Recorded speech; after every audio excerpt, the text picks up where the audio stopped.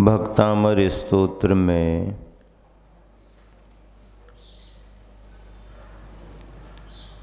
अरहंत परमात्मा की जो महिमा बतलाई जा रही है वह अनुभव करने योग्य है। हमारे विश्वास में वो बात आ गई तो महिमा आज भी है, और हमारे विश्वास में यदि बात नहीं आई तो महिमा चतुर्थ काल में भी नहीं थी। काम औषधि से कम, औषधि के विश्वास से ज़्यादा बनते हैं। कार्य तुम्हारी सूझबूझ से कम, गुरुओं की कृपा से ज़्यादा बनते हैं। विश्वास एक बहुत बड़ा तत्व है, भाव है, जिसके बल पर कमज़ोर से कमज़ोर व्यक्ति को भी सफलता मिल जाती है।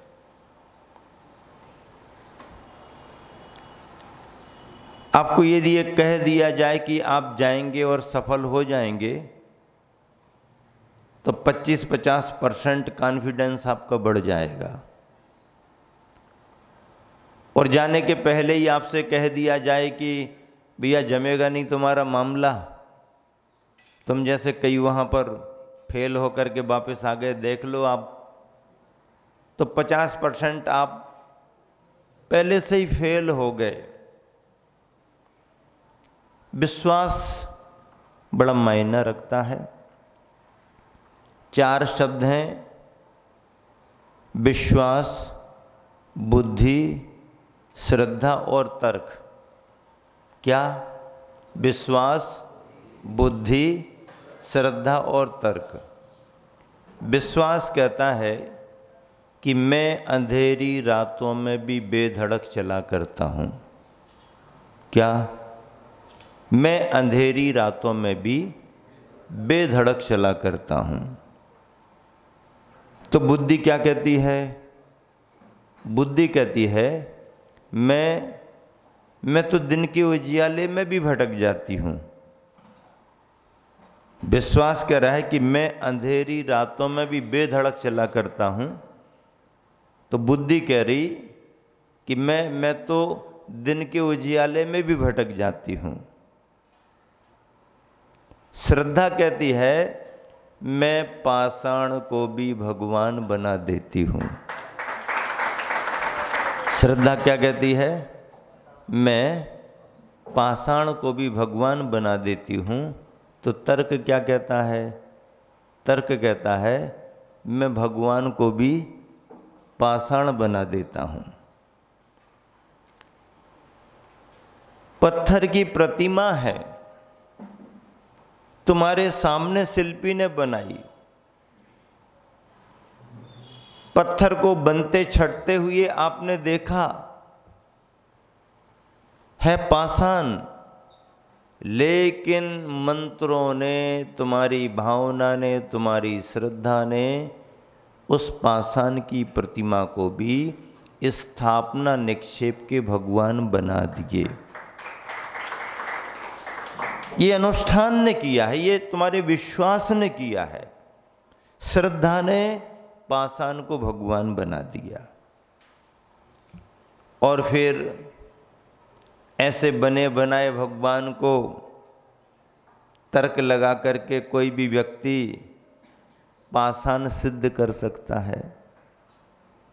तो तर्क भगवान को भी पाषाण बना रहा है, और श्रद्धा पाषाण को भी भगवान बना रही है। लेकिन तर्क सतर्कता के साथ होना, सतर्क यानी सावधानी से तर्क होना, अन्यथा तर्क को कुतर्क बनने में देरी नहीं लगती।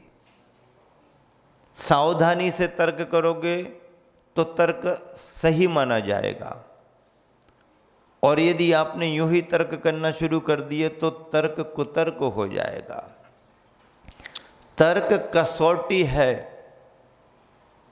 कतरनी कैंची नहीं है। कसौटी चमकाती है, कैंची कतरनी कुतरती है, हानि होती है। तो तर्क हमारे मन में आना चाहिए। पढ़ा लिखा व्यक्ति तर्क करता है, तार्किक युग है। हर बात को तर्कशीलता से हमें स्वीकार करना, लेकिन तर्क हमारा सिद्धांत और परंपराओं से बंधा हुआ होना चाहिए। यदि इन मर्यादाओं से हटकर के तर्क करेंगे तो कुतर्क हो जाएंगे, जिसमें समाधान मिलने वाले नहीं। आपसे हम तर्क करे देते हैं। आम पकता है तो डाल से गिर जाता है, और कान पकता है तो तुम्हारा कान कभी नहीं गिरा। कान पकने पर किसी का गिर गया कान, कान पक गया कहते ना, क्या कहते? कान पक गया। जब कान पक ही गया है तो टपक जाना चाहिए। तो अंदर से तो कुछ टपक जाएगा, लेकिन कान टपकेगा नहीं। तर्क तो हमने लगाया, पक गया तो टपक गया, लेकिन नहीं। तर्क लगाते हम आपके सामने कि सोले वाले को गैर सोले वाले ने छू लिया। स्थिति क्या बनी? सोला वाला गैर सोले का हो गया। कोई श्रावक चौका लगा है, जल लेकर के आ रहा कमंडल में भरने के लिए समय पर, और रास्ते में किसी ने ध्यान नहीं दिया, और भाई साहब कहाँ जा रहे, हाथ रख के पूछ लिया। बाद में ख्याल आया, उसने कहा ये क्या कर दिया तुमने, हम तो 16 का जल लेकर के जा रहे थे कमंडल में भरने के लिए, तुमने छू लिया हमारे लिए, हम 11-16 के हो गए। तो 16 वाले को गैर 16 वाले ने छू लिया तो 16 वाला गैर 16 का हो गया। अब पढ़ी लिखी दुनिया है, अपन तर्क लगाओ। मान लीजिए कोई ऐसे ही अपने बाबूजी चले आ रहे हैं पैंट शर्ट पहने, और 16 वाले ने उसे, भाई साहब आहार देने का समय है, चलो तुम भी आहार दे लो, और उसको छू लिया, तो गैर 16 वाले को भी 16 का हो जाना चाहिए। होता क्या? क्यों नहीं होता? तर्क का जवाब दो। 16 वाले को गैर 16 वाले ने छू लिया तो 16 वाला गैर 16 का हो गया। अब जब 16 वाला गैर 16 वाले को छू रहा है तो गैर 16 वाले को भी 16 का होना चाहिए। तर्क तो लगा दिया। ये तर्क एक तरह से कुतर्क में चले जाते हैं और इनके कोई समाधान नहीं। इसलिए तर्क ऐसे हों जो वस्तु तत्व को खरा करें, अच्छाइयों को बढ़ावा दें, मर्यादाओं का पालन कराएं, वो तर्क अच्छे माने जाते हैं। सिद्धांत की जिनमें सुरक्षा हो वो तर्क अच्छे, और सिद्धांत जिससे बाधित होने लगें वे कुतर्क माने जाते हैं, उनका कोई अंत नहीं है। चलिएगा, विश्वास बुद्धि श्रद्धा तर्क की बात चल रही है, और समाधान तो इसका ये भी है कि 16 वाला गैर 16 का इसलिए जल्दी हो जाता है कि 16 का संस्कार उसका सीमित समय का है। अभी अभी सुबह सुबह उसने 16 पहना, लेकिन गैर 16 वाले के संस्कार कहाँ के कैसे, उसके गहरे सघनता के संस्कार ज़्यादा हैं अशुद्धि के, तो अशुद्धि के गहन संस्कारों ने शुद्धि के तुरंत के संस्कार को अशुद्ध कर दिया। इस श्लोक का उच्चारण करें, सभी जन अपनी अपनी पुस्तक में से मिलान करेंगे। कुंताग्र भिन्न गज सोनित वारिवाह, बेगावतार तरणातुर योध भीम, युद्ध जयम विजित दुर्जय जेय पक्षास्तुत्पात पंकज वना श्रेणो लभन्ते। कुंताग्र भिन्न गज शोणित वारिवाह। वेगावतार तरणातुर योध भीमे। युद्धे जयम विजित दुर्जय जेय पक्षास। आदशा अगली पंक्ति का पहले जोड़ना पड़ेगा। जेय पक्षास त्वत्पाद पंकज वना श्रेणो लभन्ते। इस तरह से इस श्लोक का उच्चारण है। एक एक शब्द का अर्थ लगाएं।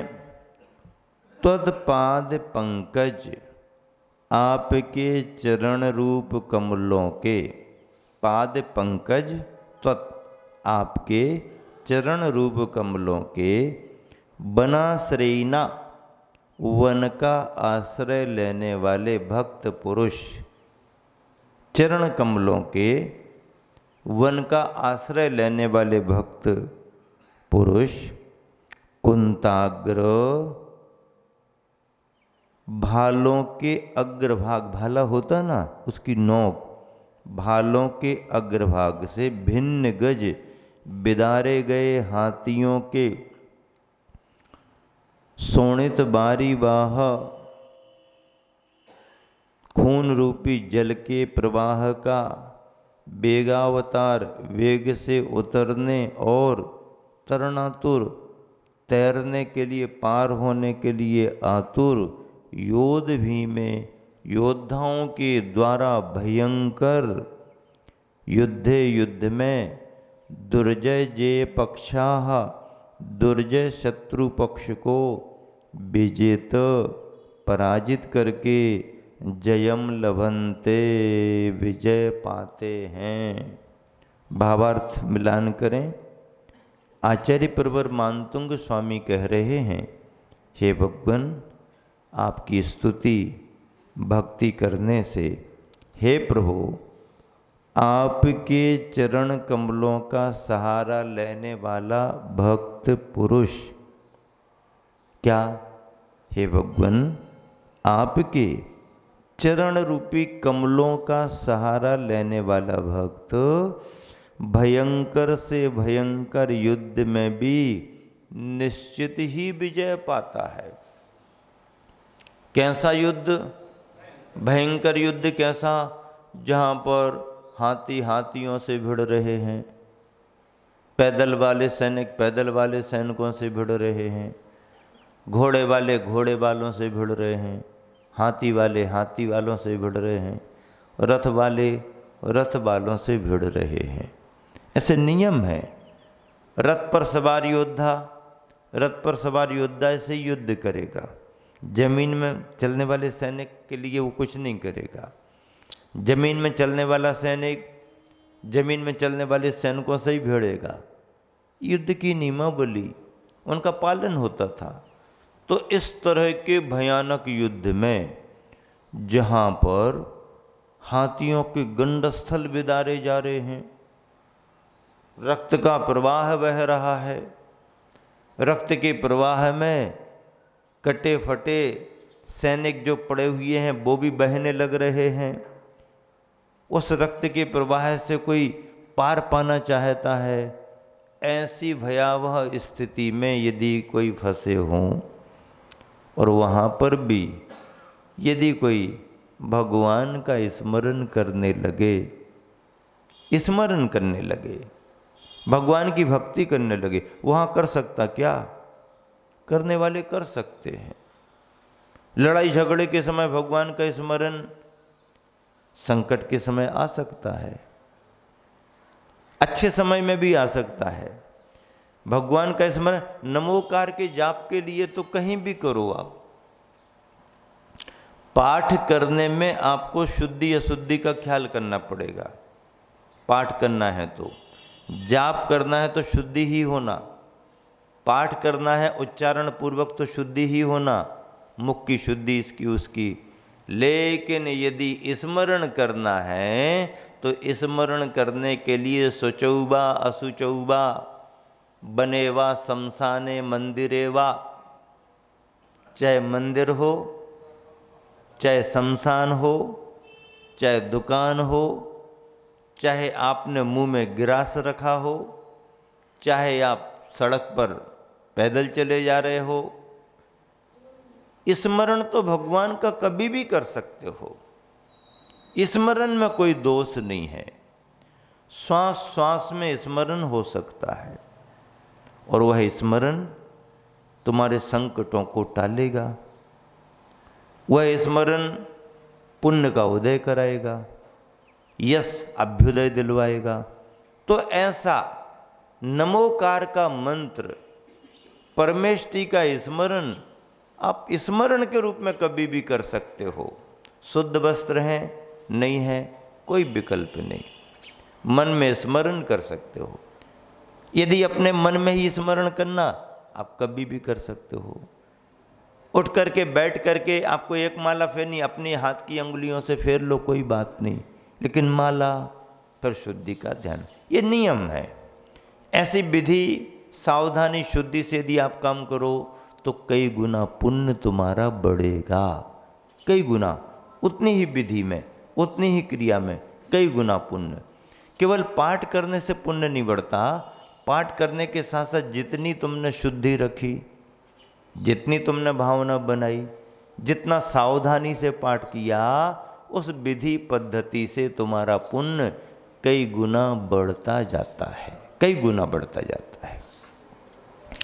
तो इस तरह इस श्लोक में सर्व भय भंजक तथा संपत्तिदायक सामर्थ्य बतलाई गई है। रिद्धि मंत्र है ओम ह्रीम अरहम क्षीर श्रावी रस रिद्धे क्षीर श्रावी रस रिद्धि प्राप्तेभ्यो नमः। ऐसे तपस्वी मुनिजन जिनके अंजुरी में आहार देते समय आप रूखा सूखा आहार रख दो, नीरस भोजन रख दो, सामान्य से ग्रास रख दो, लेकिन वह क्षीर जैसे मधुर हो जाएंगे। क्षीर यानी दुग्ध, क्षीर का अर्थ क्या होता है? दुग्ध। दुग्ध जैसे मधुर हो जाएंगे। रूखा सूखा अन्न भी यदि अंजुरी में रखा, रूखा सूखा ग्रास भी यदि ऐसे मुनिराज को आपने दिया, तो उनकी रिद्धि के प्रभाव से, तपस्या के प्रभाव से वह रूखा सूखा भोजन, महावीर भगवान की अंजुरी में चंदन वाला ने क्या रखा था, लेकिन जो भी उसने रखा वह क्षीर श्रावी अमृत के समान बन सकता है। ये रिद्धियां होती हैं। इस तरह क्षीर श्रावी रिद्धि मुनियों का यहाँ पर स्मरण किया गया, रिद्धि मंत्र है। इसी भाव से इस श्लोक का अर्थ पूरा हुआ।